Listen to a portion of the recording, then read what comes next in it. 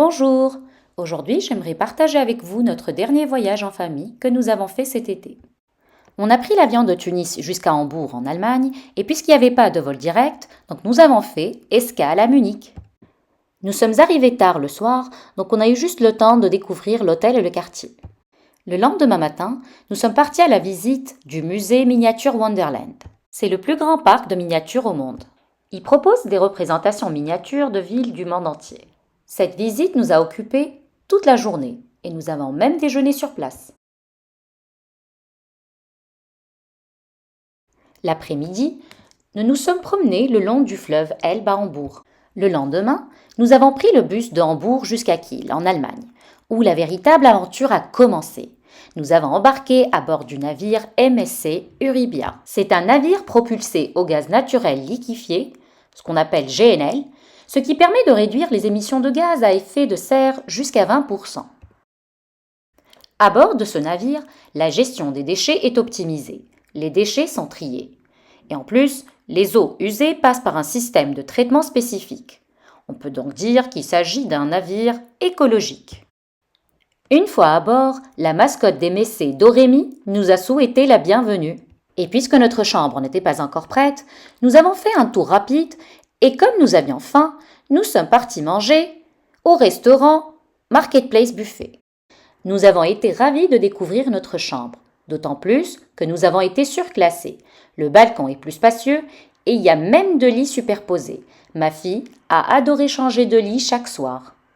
Nous avons mis nos maillots et direction l'Aquapark. Nous avons profité du fait que les passagers étaient encore en train d'embarquer, ce qui rendait l'Aquapark presque vide. Il y a 5 piscines à bord et les toboggans étaient vraiment sympas.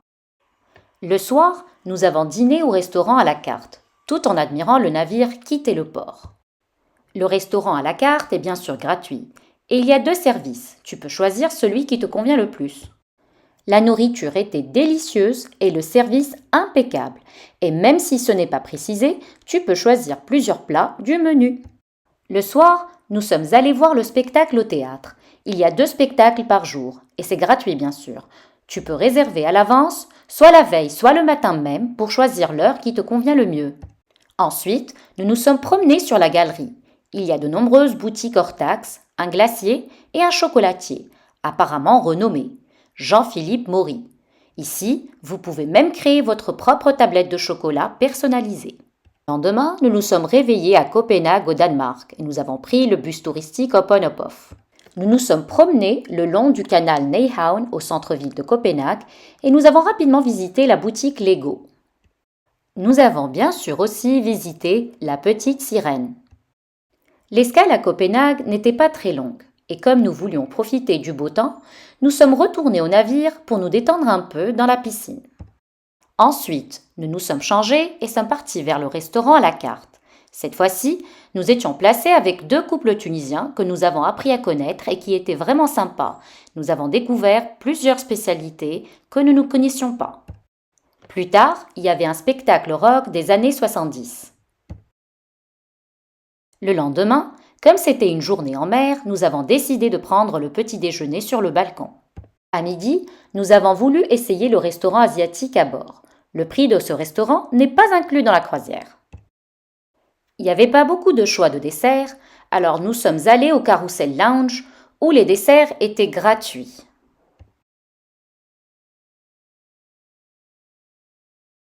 Le soir, nous sommes retournés dîner avec nos nouveaux amis tunisiens au restaurant à la carte. Ma fille a même essayé l'omelette norvégienne qu'elle a adorée. Après le dîner, nous avons également essayé le cinéma 4D. Et au théâtre, il y avait un spectacle de cirque. Nous avons fait un tour rapide sur la galerie, puis sommes retournés à la chambre. À notre grande surprise, en ouvrant le rideau, nous avons découvert qu'il faisait encore jour alors qu'il était 23h30. J'avais hâte de me réveiller le lendemain, d'ouvrir les rideaux et de voir ce qui m'attendait.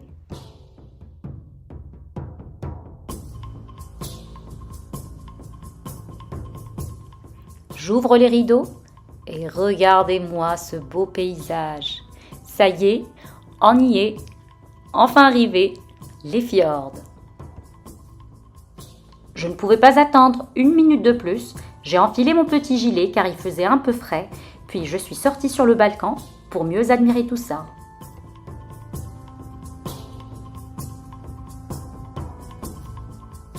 On a pris notre petit déjeuner tout en admirant la vue. Nous voilà descendus du bateau, notre deuxième escale est au village de Hellesylt en Norvège. Le port où notre bateau a accosté se trouve directement dans le village, ce qui rendait tout à proximité. On pouvait remonter à bord quand on voulait, pour aller aux toilettes ou pour revenir manger. D'ailleurs, c'est ce qu'on avait fait.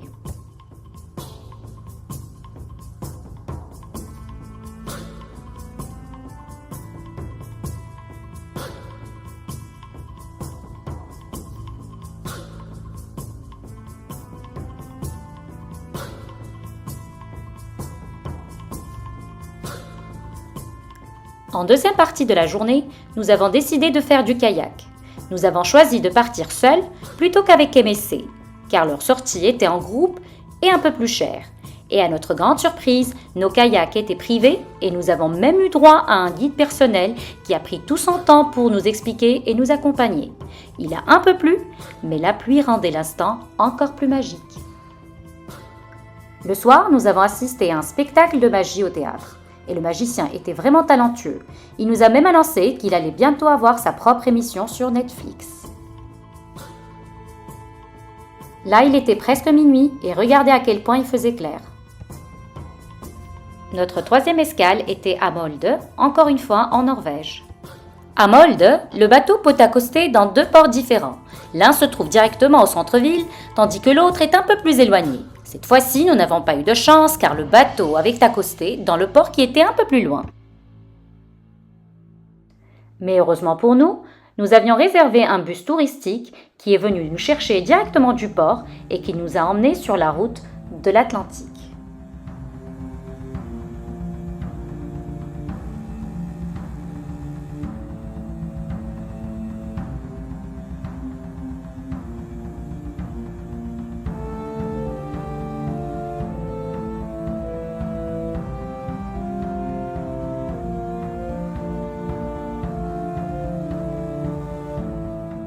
Juste avant de rentrer, notre guide qui était coréen et vivait en Norvège, ainsi que notre chauffeur de bus, nous ont fait une surprise en nous menant tout en haut pour admirer la vue.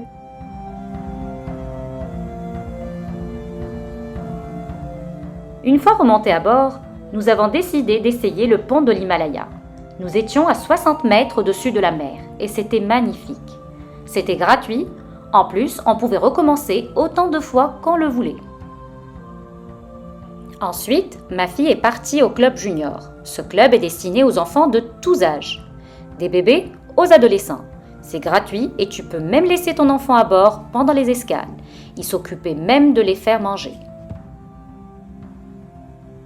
Nous arrivons à notre dernière escale et notre dernière destination, le village de Flåm, en Norvège.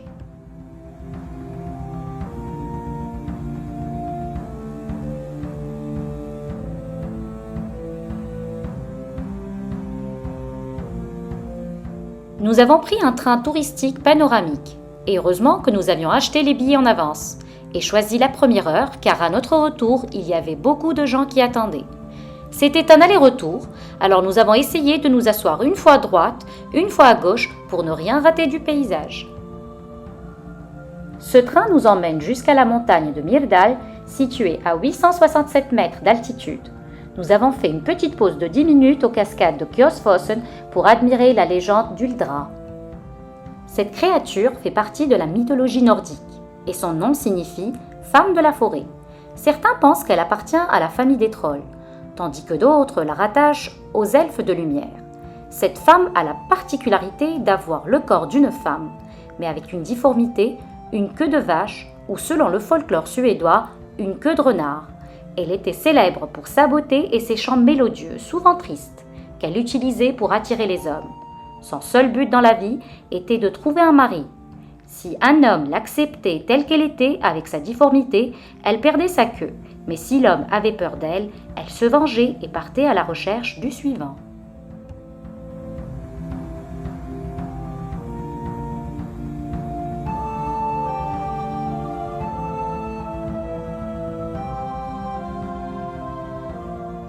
Là, on pouvait observer un peu de neige sur les sommets des montagnes. Ce qui était un peu étrange pour nous, des Tunisiens en été, habitués à des températures beaucoup plus élevées. Et à notre retour au village, nous avons vu qu'Emessé avait organisé un pique-nique pour son staff.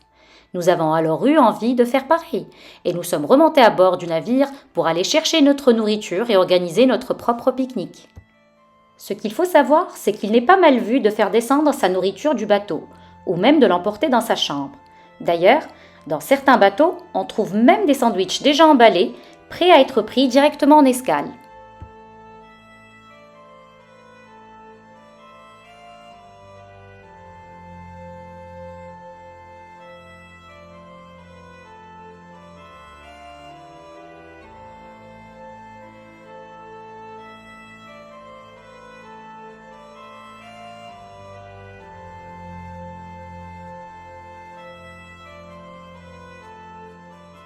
Nous étions étonnés de voir des gens se baigner si facilement, alors que nous, à peine nous avions mis nos pieds dans l'eau, que nous avons grelotté de froid.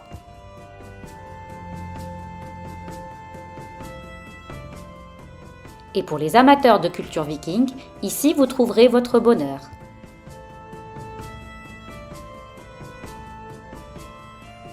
Nous avons malheureusement raté une cérémonie de revoir où les habitants du village sont venus nous saluer. C'était un moment très émouvant, mais nous n'avons pas pu tout filmer car nous sommes arrivés un peu en retard. Ce soir-là, nous avons choisi de manger au buffet plutôt qu'au restaurant à la carte, car c'est plus calme, avec beaucoup moins de bruit. Et surtout que le soir, les gens ont tendance à préférer le restaurant à la carte. J'ai oublié de mentionner qu'au restaurant, que ce soit à la carte ou au buffet, il y a toujours des options pour les véganes, les végétariens ou les personnes diabétiques. Au théâtre, il y avait une soirée spéciale Ed Sheeran. Ce soir-là, c'était également la soirée blanche, où tout le monde était invité à s'habiller en blanc. Et le lendemain, c'était une journée en mer, et comme il pleuvait fort à l'extérieur, nous sommes allés voir le magicien que nous avons déjà vu quelques jours auparavant. Il organisait un petit spectacle où il nous a enseigné quelques tours de magie.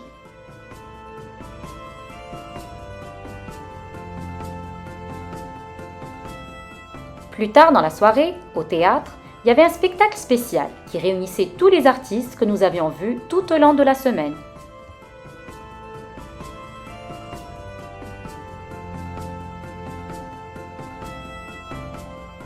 Et comme c'était la dernière soirée à bord, nous avons eu droit à une petite surprise. À la fin du spectacle, le capitaine du navire et quelques membres de l'équipage sont venus nous saluer.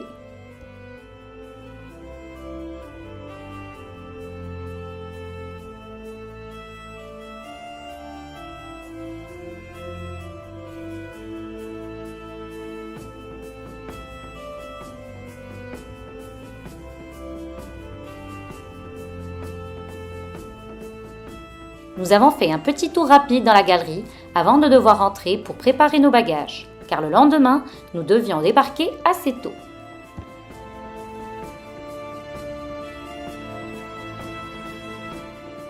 Le débarquement s'est déroulé sans problème, nos vols se sont bien passés et cette fois-ci, nous avons fait une escale à Francfort. Si vous avez aimé notre vidéo, n'oubliez pas de nous laisser un like pour nous encourager. Abonnez-vous à notre nouvelle chaîne pour ne rien manquer de nos prochaines aventures. N'hésitez pas non plus à poser vos questions en commentaire. À bientôt!